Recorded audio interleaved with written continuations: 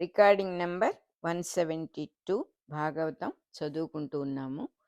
హిమవత్ పర్వత శ్రేణిలో ఒక పర్వతం ఉన్నది. దాని శిఖరం ఒకటి వేసవిలో కరిగిపోయి మరల చలికాలమున ఏర్పడును. ప్రతి సంవత్సరము ఒకే రూపమున ఏర్పడును. దాని రూపమే మనం మెరిగిన శివలింగ రూపము.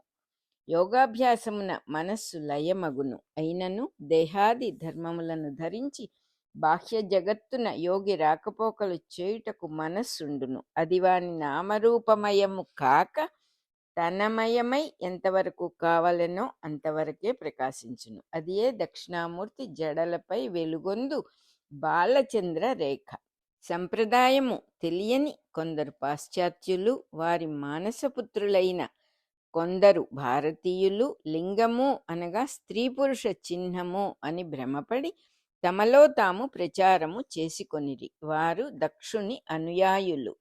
వారి ప్రవృత్తి ప్రకారము వారి లింగము వారికే వినియోగపడును. మిగిలిన వారికి దానితో ప్రమేయము లేదు. కొందరికి శివలింగము, కొందరికి తమలింగము లేక నర పురుష లింగము నచ్చుట వారి వారి మనస్థితిగతులను బట్టియే.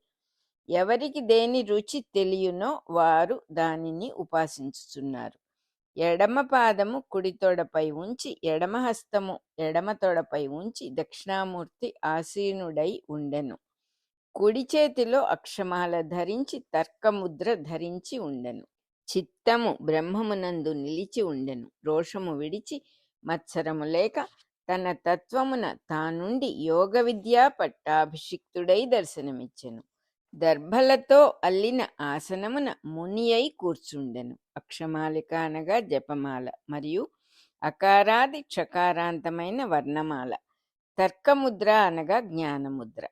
యోగీంద్రులు వినుచుండగా నారదునితో లలితముగా ప్రియ సంభాషణము చేయుచుండెను. మునివృత్తి నుండి సంభాషించుచుండెననగా మౌనము కంఠగతము కాదని మనోగతమని తెలియును.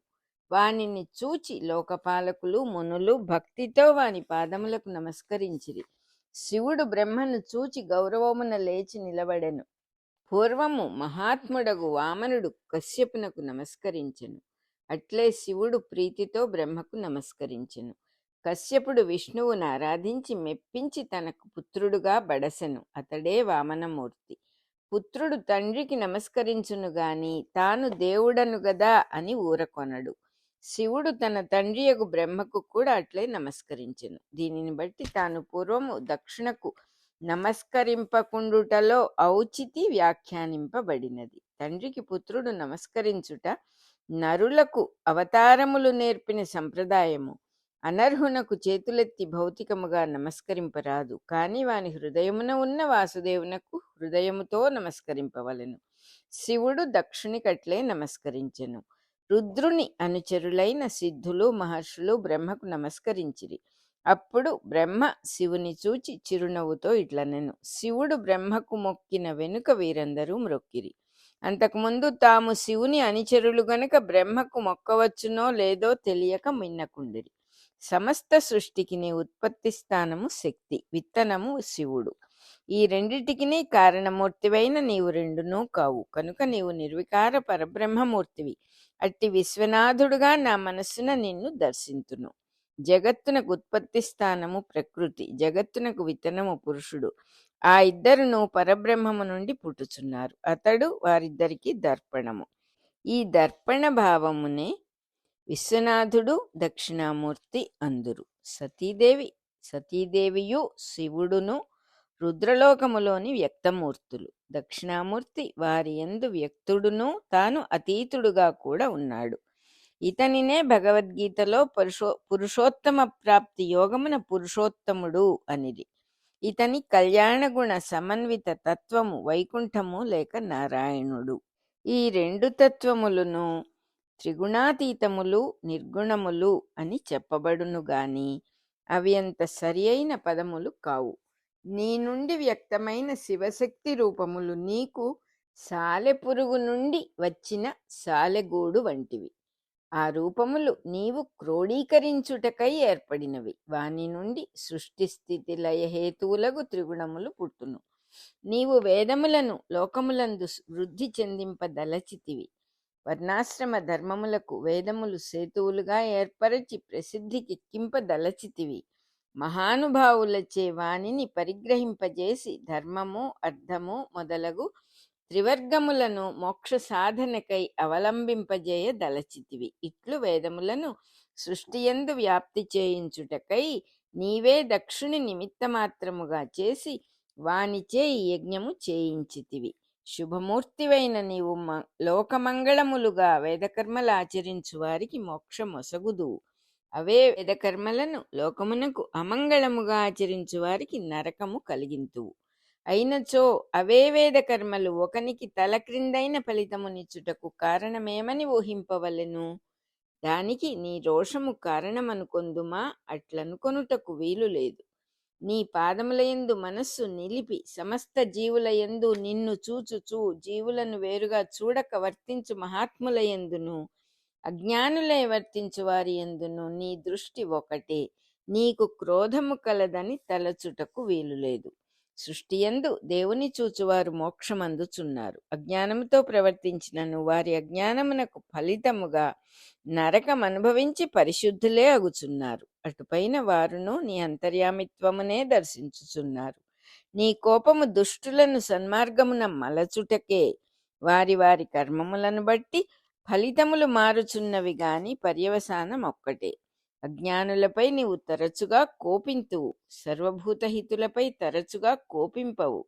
లోకమున జీవులు త్వరగా అజ్ఞానమును విడిచి జ్ఞానమార్గము పట్టుటకై ఇట్టి నడవడి చూపించుచున్నావు. కర్మలనాచరించుటలో జనులయందు భేదబుద్ధి కలిగి కొందరు మదముతో దుష్టహృదయులుగా ప్రవర్తించుచున్నారు. ఇతరుల వైభవమును చూచి సహింపలేకుండుట మొదలగు సంసార వ్యాధులు కలిగి ఉన్నారు. ఇతరుల మనస్సును మర్మభేదము చేయునట్టి చెడ్డ వాక్కులచే పీడించుచున్నారు. వారు కపట చిత్తులు. వారిని దైవోపహతులుగా తలచి హింసింపకుండా దయచూచుట నీ వంటి సత్పురుషులు చేయవలసిన పని.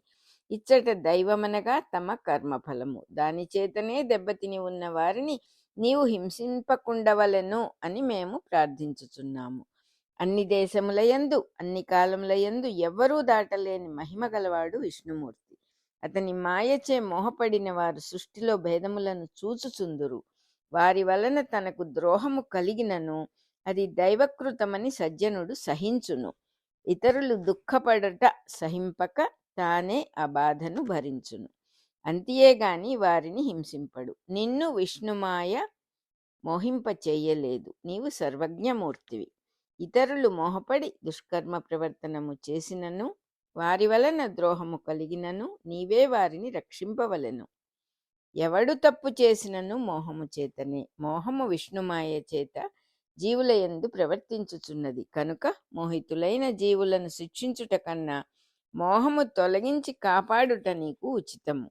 యజ్ఞభాగమున కర్హుడవైన నీకు యజ్ఞభాగము సమర్పణ చేయని కారణమున నీవు యజ్ఞము ధ్వంసము చేసితివి. మరల యజ్ఞమునుద్ధరించి దక్షుని బ్రతికింపుము. భగునకు కన్నులొసగుము. భృగువుకు మీసములను పూషణకు దంతములను కృపచేయుము. మిగిలిన యజ్ఞమంతయు పరిపూర్ణము చేయబడి మొత్తము యజ్ఞమున నీవు పరిపూర్ణము చేసిన భాగము నీది అగుగాక. యజ్ఞము నారాయణుని యందు పరిపూర్ణముగా ఉండును. అందు సగము దక్షుడు చేసినది. అది ఇతర దేవతలకు భాగము పంచబడును. మిగిలిన సగభాగము పరిపూర్ణము చేయుట శివునకు తప్ప మరి ఒకరికి సాధ్యము కాదు. ఆ భాగము శివునకు చెందును. దక్షుడు సొంతముగా చేసిన యజ్ఞభాగము అపరిపూర్ణమై దేవతలకు, పరిపూర్ణ భాగము రుద్రునకు చెంది మొత్తము విష్ణువునకు చెందును. సృష్టిలో జీవులు స్వంతముగా చేసుకొను పనులు వారిలోని ఇంద్రియాది దేవతలకు ఫలరూపమున సంక్రమించును. ఎన్ని కర్మఫలములైనను వారికి అసంపూర్ణత తప్పదు. రుద్రునకు సమర్పణ చేసిన భాగమే సంపూర్ణ ఫలప్రదము. అయినచో సృష్టిలో మొదటి భాగము అసంపూర్ణత లేకుండా చేయరాదా అన్నచో అది కూడా విష్ణునిలోని భాగమే కనుక తప్పనిసరి అగుచున్నది. సంసార జీవులను మోక్ష జీవులను వారి వారి కర్మలును అనుభవములను విష్ణువునందే భాగములుగా భాషించుచున్నది. వినయమున బ్రహ్మ ఇట్లు వేడుకొనగా శంకరుడు సంతోషించి మందహాసము చేసి ఇట్లనెను. హరిమాయ నేనెరుగుదును. దానివలన పామరులైన వారు చేసిన అపరాధ దోషములను నేను మనస్సున లెక్క పెట్టుకొనను. అయినను బలవంతులైన దుష్టులను దండింపనిచో దుర్బల జనులు రక్షింపబడరు. అట్లు దండించుట ధర్మ పద్ధతి. దాని కొరకు పాపాత్ములను వాని అపరాధముననుసరించి మాత్రమే దండించుచుందును. దక్షుని చంపను అని అర్థము. రికార్డింగ్ నెంబర్ 172 అయిపోయింది.